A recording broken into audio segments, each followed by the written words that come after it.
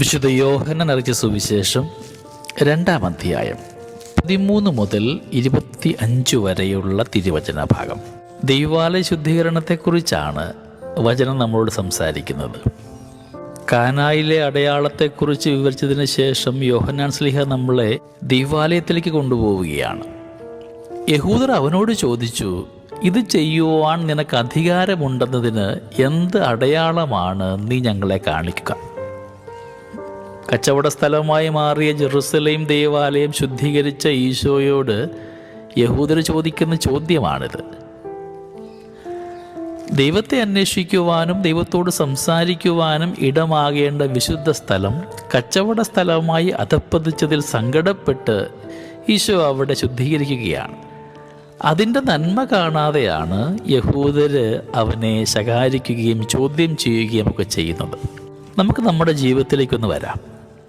ചിലപ്പോഴെങ്കിലും മറ്റുള്ളവർ ചെയ്യുന്നതിലെ നന്മ കാണാതെ ആര് ചെയ്യുന്നു എന്നതിൻ്റെ പേരിൽ അവർ ചെയ്യുന്ന നന്മയെ നാം അംഗീകരിക്കാതിരുന്നിട്ടില്ലേ?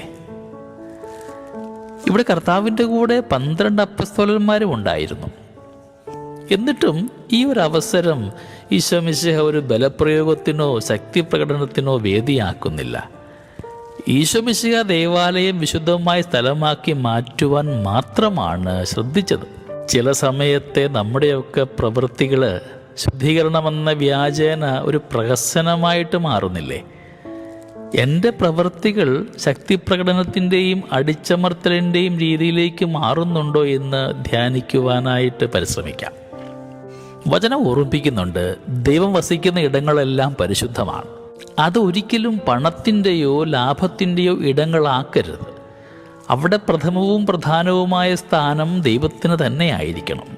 സ്നേഹമുള്ളവരെ, നമ്മുടെയൊക്കെ ഹൃദയവും കുടുംബവും ഇടവകയും ഒക്കെ ഇതുപോലെയുള്ള ദൈവം വസിക്കുന്ന ഇടങ്ങളാണ്.